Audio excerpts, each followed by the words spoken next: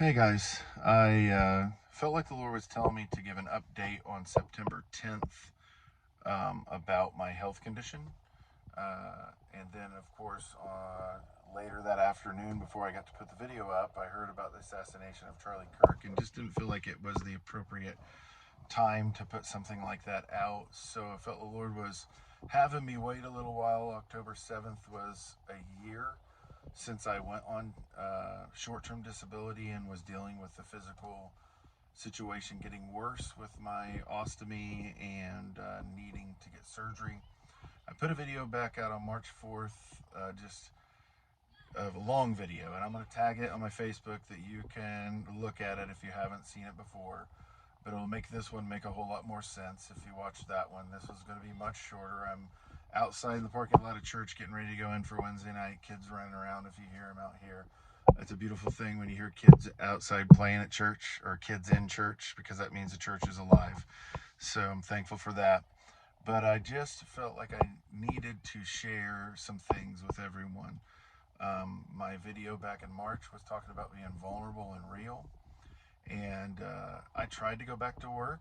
They couldn't meet my accommodations, so I had to leave that employer. And I was going to wastewater conference to try and get a job and do things my way. And nothing seemed to work out exactly the way I wanted it to. The Lord was really ministering to me and speaking to me on the trip down to Indianapolis for those 2 days of that conference. And also got the opportunity during that time, got a call from a good friend to come back to Linton and sing on a Saturday in September and preach at their church on the 21st of September. And God gave me the message for that on April 4th, a month after my video.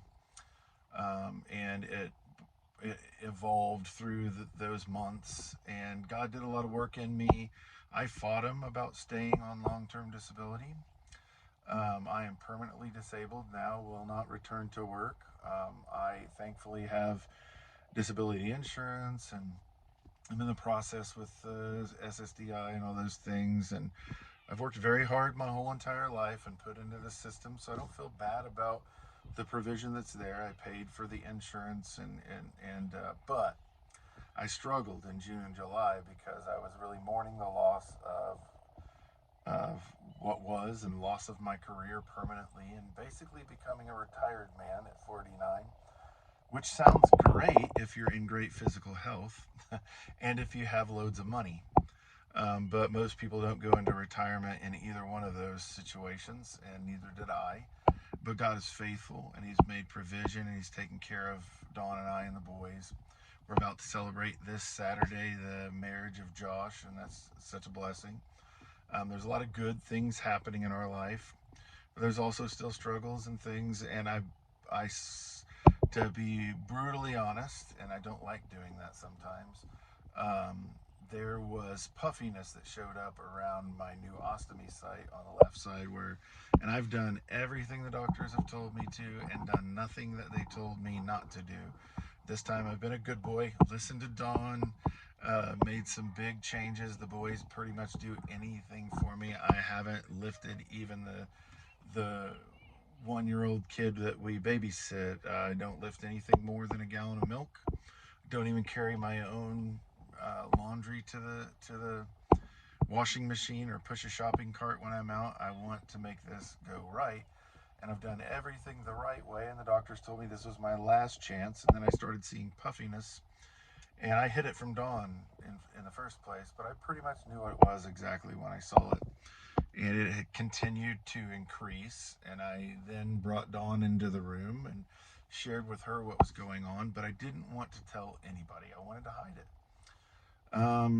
Because I wanted faith in the room with me. I thought of a story where Jesus went to raise the dead little girl, and he put the people who didn't believe out of the room, and I was trying to do that, and it wasn't really what I needed to do. I needed to bring people into my room and share with them, and the Lord worked that out in me through August.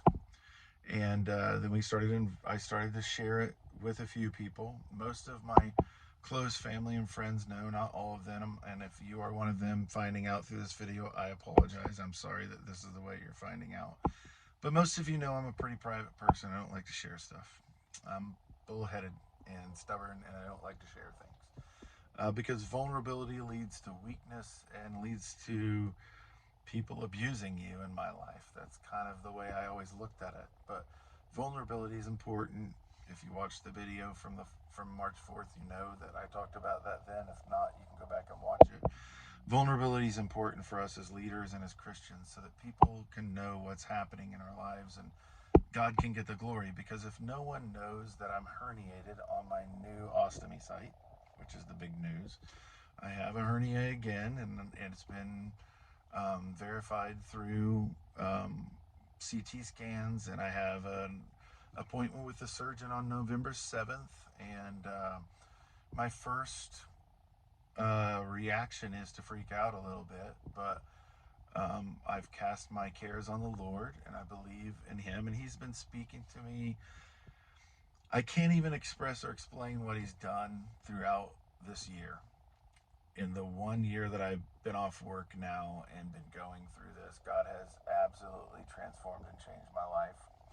And even though I hit a rough patch in June and July dealing with changes in my life, and it was very difficult, but the work that God did in me during that time and the introspective look, the Bible says that it's a mirror. And if we allow the Bible to show us what we need to do in our life and we actually apply it, God can help us and change things in our life. And throughout the scary stuff, throughout the uncertainty, throughout the pain and possibility of further pain and surgery and things I don't want to go through, and I may or may not have to go through depending on what God does.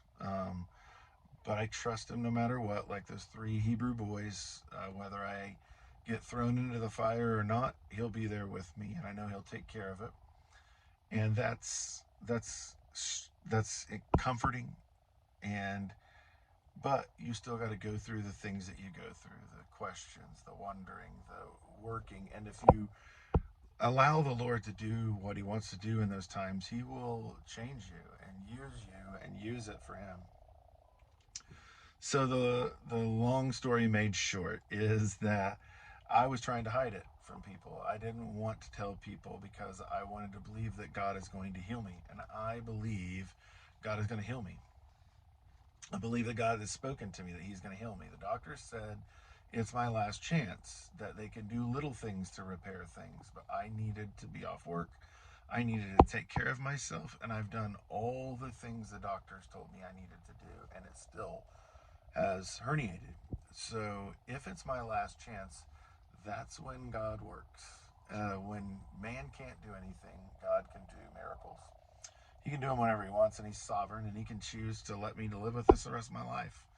And I will serve Him even if He does. Though He slay me, yet I will serve Him, is what Job said. And I love Him, and I'm going to serve Him no matter what. But I believe He's going to heal my body. But if I don't tell people that it needs healed, when He does it, how much glory does He get? Only the glory that the few who know about it can give Him. But if I put it out here for everybody, and I'm vulnerable and open, and He dealt with me about doing this. He dealt with me personally. He used my wife to speak to me, to speak some sense into me. Sometimes we need our better half to speak some sense into us, and if we don't listen, it doesn't help. And I've learned that. So I try to listen because I have a wise, godly Proverbs 31 woman that God has given me. So I try to listen as best I can. I'm not perfect, but I want God to get the glory, and He's going to get the glory. And He's been doing magnificent things, amazing things. The time of going down to Linton to preach was so healing for me on the 21st, and the 20th of singing in the park and seeing old friends and old students. And well, they're getting older now, but young adults who were once teenagers and kids that we would pick up on the bus and bring to church. It was just such a blessing. And the Lord has spoken some things to Don and I over this time and this period. And basically, I heard a message from Derek Hamlin, I think is his name. Hope I got that correct. He is the youth pastor at Lindell Cooley's Church in Nashville, Tennessee, Grace Church, Nashville.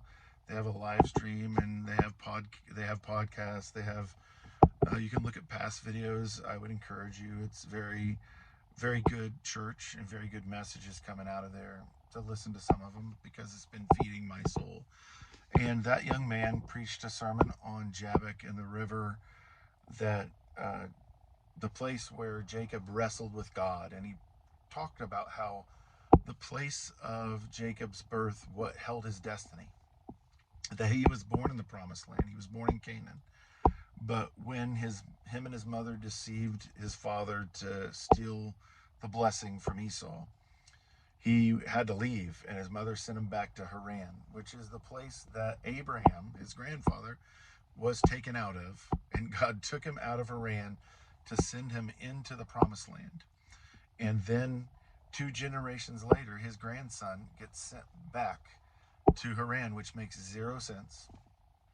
And he left the promised land as a deceiver, as a liar, but he was also supposed to take the place of Esau. So he had a purpose, but to fulfill that destiny, he had to go through some stuff. And when he came back to Jabbok, and when he was coming back to his homeland, the promised land, he was afraid. And he didn't want to go back in. He never wanted to go back. He didn't want to. He thought his brother would kill him. And as he was facing that, he sent everything back across the river. To make it short, it was a process. But eventually he sent all of his possessions, his wives and children, and only he was left on that side of the promised land, on the other side of the Jabbok. And a man came out of nowhere and wrestled with him. That man was, I believe, a theophany, Jesus, pre-incarnate Christ, wrestling with him. And he wouldn't let go. And as it came to the dawn in the morning, he wouldn't let go until he blessed him. And he asked what his name was, and the angel wouldn't tell him.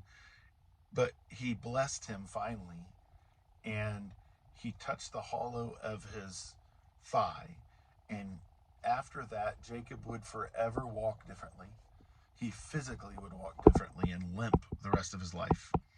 And God changed him completely, changed his heart, changed his life, changed his walk, changed his name from Jacob to Israel. And he became the father of many, he became the father of the 12 tribes of Israel. Through him, Jesus Christ would come. Through him, the world would be blessed. He would be the father of the nation of Israel, named after him. God's chosen people. So this guy had to go through all of this process just to come home for his destiny. And that really spoke to me. And I knew at that moment, listening to that message, the guy was speaking to me about my home. And I never wanted to go back to Linton. I talked about it at Linton on the 20th and the 21st. Didn't want anything to do with going back to Linton. When my mom died in 2020, it'll be 5 years ago on Christmas Eve, I was like, good. I don't ever have to go back to Linton. I don't ever have to go back there. Because although Linton held a lot of good memories, it held some bad ones. And when I would come back into that city for years, I would feel just a weight on my shoulders, and I just wanted to get out of there when I would come back to visit. Well, this time when I came in on the 20th and 21st, it just felt different. And I knew that the 20th and 21st was going to be a turning point for Dawn and I, and a setting forth, a commissioning, going forward into what God has for us. I just didn't fully understand exactly what was happening throughout from January 24th, 2025 of this year to September 21st. And God has slowly opened, my eyes, my heart, my mind to hear what he's saying, my ears to hear what he's saying. He spoke so many things, and I can't share all of it because it would take way too much time. But what I can share is that I was sitting in this van a while ago, before the 20th and 21st. And I already knew. When I watched that message from Derek Hamlin, I knew what God was telling me, but I wasn't about to say anything about it. And my wife looked at me and she said, in this van, if sometime after that, we felt a calling back home, to my home.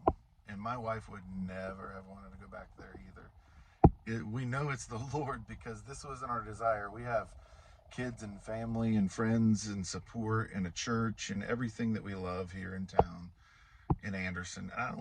We don't feel like we're immediately leaving Anderson or that we won't be connected to Anderson. But she turned and looked at me and she said, you know, we're going to pastor in Linton, and specifically at White Rose. And I was like, you're crazy. You're crazy, because I know the story of that church. I know the amazing stories of what's happened. I remember as a child seeing the amazing things that happened in that church, but I also know the struggles that have been in there and the things and I just was like, no, God, that can't be what you're saying. But I know, and my wife knows, and others know. Some of you who are watching this video have already heard. There's only a handful of people who know what I'm talking about, but it's time to put it out there. And that is on October 26th of this year, a couple weeks from now, on 2 p.m. on Sunday, there will be a homecoming service at White Rose Church in White Rose outside of Linton, if you're familiar with where that is. And I'm going to be there preaching, and Tina Cox is going to be there. All I know right now is that we're going to be there, and we're going to be inviting people. We're going to have a true homecoming service, and we are going to invite anybody who has ever called White Rose home to come out for that homecoming service at 2 p.m. on October 26th, Sunday at White Rose. We would love to see you there.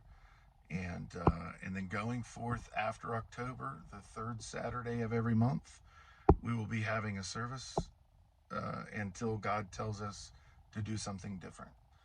So that is the plan going forward. I believe God's going to heal my body.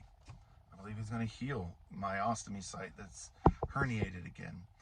I have stood in when this is getting bigger and said, God, I want to do things for you. I want to work for you. I want to do what you're calling me to do. And he said, you will. And I know his word is true. And I know that he's going to do amazing things in that little church again. I know he has amazing things for that city, that he's already doing amazing things in other churches. And we want to come and be a part of what God's doing in Linton, and partner with other churches that are reaching that city for Christ and building the kingdom of God. And we just feel a call to help build his kingdom, not create our kingdom, not create something about us, but to have church in that church. That's a special place that God wants to do special things. And we would love to see everyone come out and be a part of it. So if you're in town on October 26th, 2 p.m., come on out to White Rose and worship the Lord with us. And we love you, and we'll see you then.